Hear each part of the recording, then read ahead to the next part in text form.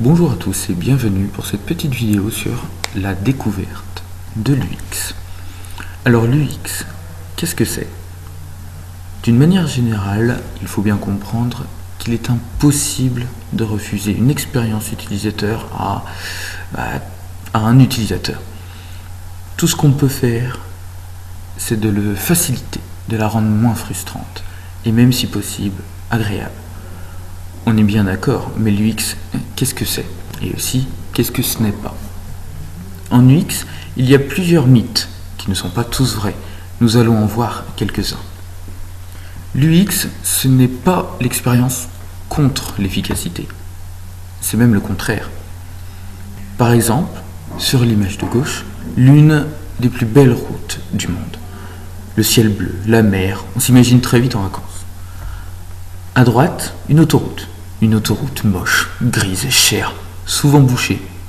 Mais une autoroute, c'est relativement sécurisé, c'est propre, ça va vite, c'est efficace. Dans l'UX, il ne faut pas opposer beauté et efficacité. Les deux sont une composante de l'UX. L'UX, ce n'est pas que du graphisme. Steve Jobs disait « L'objet du design n'est pas juste l'apparence et le ressenti, mais c'est comment ça marche. » En effet, le design est une combinaison entre le côté technique et le côté artistique. L'UX, c'est une affaire de construction et d'ambiance. Le tout étant de mélanger ergonomie et graphisme pour un rendu optimal, une qualité globale. Nous pouvons nous demander si l'UX n'est pas qu'une affaire de technologie. La réponse est non, bien sûr. En fait, ça va dépendre du référentiel, de l'utilisateur, de l'être humain. Regardons l'exemple des robots. Il y a un travail évident de ressenti.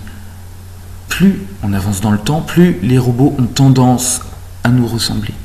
La question principale qui se pose est-ce que le robot ressemble à quelque chose d'agréable et n'est pas seulement efficace? Quitte à avoir un robot à la maison, autant qu'il ait une bonne bouille, de belles couleurs, qui clignotent partout et qui sache faire du bon café grand-mère. C'est ça l'UX, ce n'est pas que technologique. Alors l'UX, c'est quelle étape dans le projet? Quand est-ce que ça intervient? Certains vous diront que l'UX, on le fait au début, on le fait à la fin, et c'est tout. Et ceux qui vous diront cela, ils auront tort. L'UX, ce n'est pas une partie du projet. L'UX, c'est le projet. Tout projet se doit d'avancer en fonction de l'UX. C'est un peu comme un fil rouge. Il ne faut surtout pas le penser comme une petite touche finale ou une petite touche au début. L'UX, ça coûte cher pour pas grand-chose, n'est-ce pas? Non, c'est encore une idée, un mythe qu'il faut absolument détruire. L'UX est un gros apport au niveau du numérique.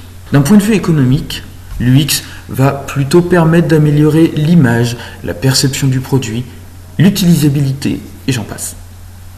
À ce titre, il devrait plutôt être vu comme un investissement plutôt qu'une simple dépense. Un produit plus beau égale un produit plus utilisé, égale un produit plus acheté, égale plus de bénéfices. L'UX, c'est la réponse à la question pourquoi telle ou telle chose ne prend pas au niveau de l'utilisateur. Il est d'ailleurs possible de faire de l'UX sur un point précis du mécontentement. En UX, il ne faut pas se dire si ça marche ailleurs, ça marchera aussi dans mon cas. Attention au copier-coller. On peut citer 3 exemples. Cdiscount, on peut se dire que c'est tout ce qu'il ne faut pas faire, et pourtant ça fonctionne parfaitement, tout le monde connaît. Venteprivée.com, personne ne peut accéder aux ventes, sauf si on vous y invite. On se dit que ça peut pas marcher, c'est excluant, et pourtant ça marche. Les vidéos d'unboxing, les tests du matériel ne sont plus du tout centraux. Aujourd'hui, on assiste à la découverte du produit, un peu à la manière d'un enfant qui découvre son cadeau à Noël. Une UX réussie, c'est un tout, et c'est relatif au positionnement d'un produit, au choix de l'utilisateur cible, et le tout dans un cadre choisi. Alors maintenant qu'on a vu ce que n'était pas l'UX, on peut se demander l'UX, qu'est-ce que c'est? L'UX, c'est du design. Si on prend l'exemple des salières et poivrières, on peut souvent se tromper à table. D'ailleurs, 50% des utilisateurs se trompent en choisissant son condiment. Un utilisateur sur deux teste dans sa main pour vérifier ce qu'il a choisi.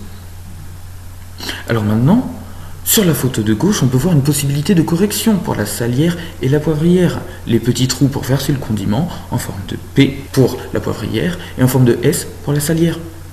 Par contre, il faut se méfier d'un biais trop souvent utilisé.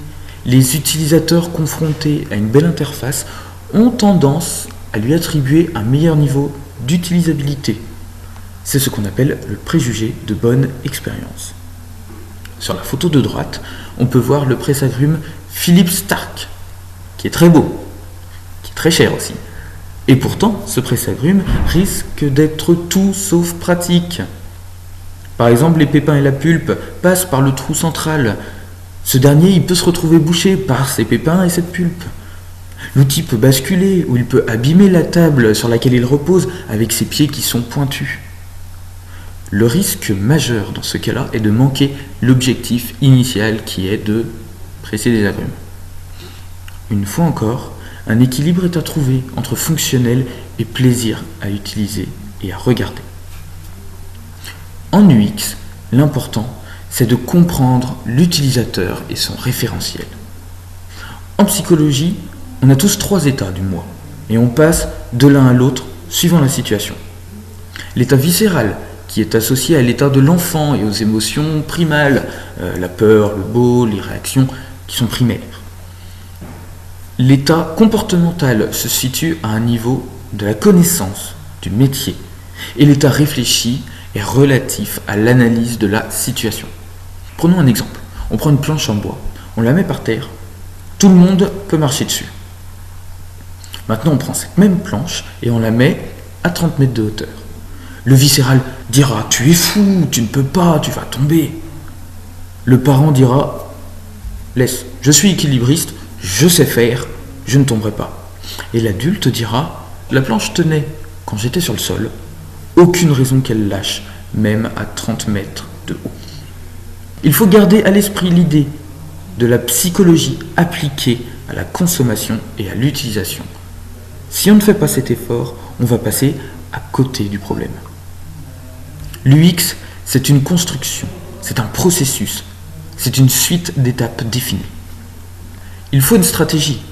En amont, il faut une réflexion, une approche pour définir les attentes des utilisateurs.